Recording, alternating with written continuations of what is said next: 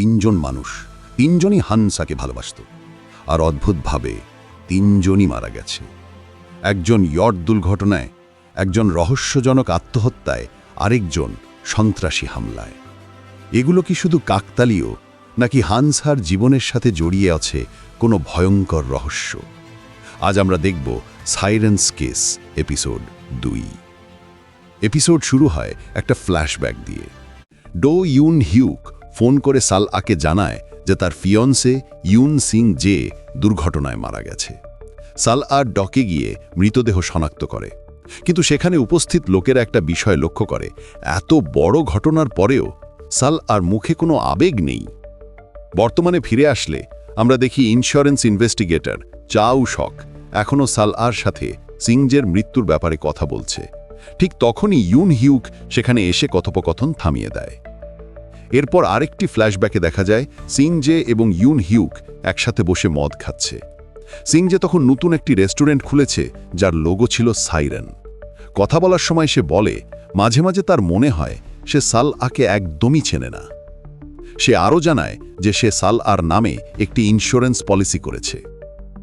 বর্তমানে ইউন হিউক এবং সাল আ সুকজির বালে গিয়ে বসে।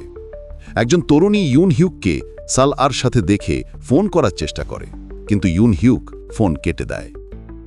এদিকে উশক বাড়িতে একটি ইনভেস্টিগেশন বোর্ড তৈরি করে।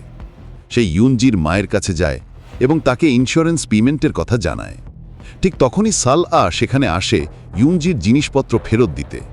উশক তাকে সাহায্য করে বাক্সটি ইউনজির ঘরে নিয়ে যেতে। ঘরে ঢুকে দুজনেই আলাদা আলাদাভাবে খোঁজাখুঁজি শুরু করে। সোল একটি ক্যালেন্ডার খুঁজে পায়, যেখানে ইউনজি তার সময়সূচির সাথে সোলার চলাফেরাও লিখে রেখেছিল। অন্যদিকে উশক খুঁজে পায় সিউংজের একটি বিজনেস কার্ড। নিচে নামার পর ইউনজির মা জানায় যে ইউনজি কারো সাথে সম্পর্কে ছিল এবং সেই মানুষটির জন্য সে খুবই চিন্তিত ছিল। এদিকে উশকের সহকর্মী সিয়ংইল ইউনজির ফোন রেকর্ড পরীক্ষা করে। সেখানে দেখা যায় ইউন সিউংজের সাথে তার বহুবার যোগাযোগ হয়েছে। পরের দিন উশক একটি ইন্স্যুরেন্স জালিয়াত চক্রকে ধরতে ফাঁদ পাতে।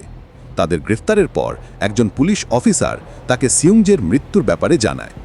তার মতে সিউংজে একাই ইয়টে ছিল এবং সম্ভবত দুর্ঘটনাবশত পানিতে পড়ে প্রপেলারে কেটে মারা যায়।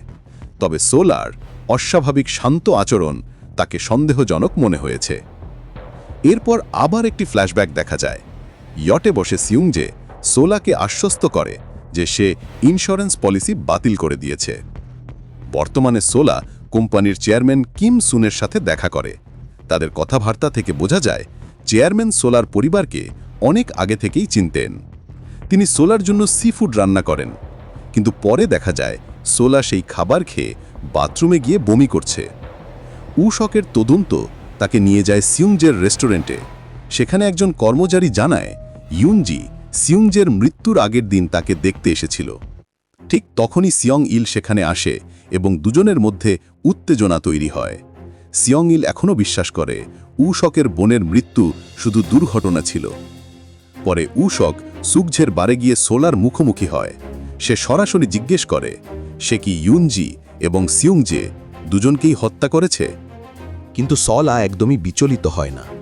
পরে উক তার সহকর্মীকে জানায় যে সে সলার মুখের অভিব্যক্তি বিশ্লেষণ করেছে। তার মতে সলা হয়তো জানতই না ইউনজি এবং সিউংজে একে অপরের সাথে দেখা করছিল। তবুও সে সলার অতীত খুঁজতে শুরু করে। হঠাৎ উক আরেকটি নতুন তথ্য পায়।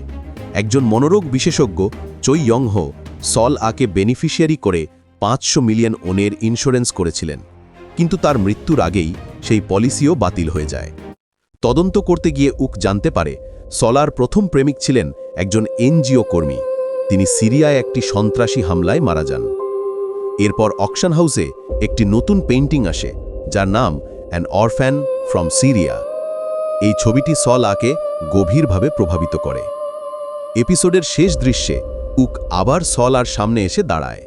সে বলে তার তদন্ত অনুযায়ী সলার জীবনে যে পুরুষই এসেছে শেষ পর্যন্ত তারা সবাই মারা গেছে। সলা তখন উককে চ্যালেঞ্জ করে একটি প্রশ্ন করে। সে বলে, তুমি কি জানো পরের মানুষটা কে হবে যে আমার প্রেমে পড়বে এবং মারা যাবে? এই ভয়ঙ্কর প্রশ্নের মধ্য দিয়েই শেষ হয় সাইরেন্স কিস এপিসোড 2।